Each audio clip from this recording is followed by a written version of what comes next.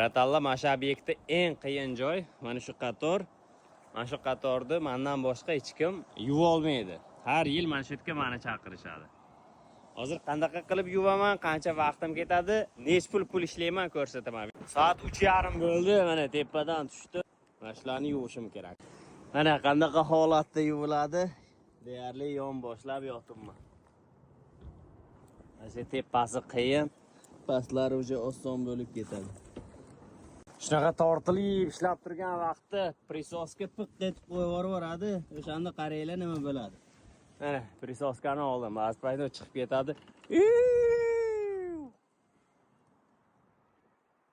Shunaqa vaqtda ancha-munchasini rangi oqarib ketadi.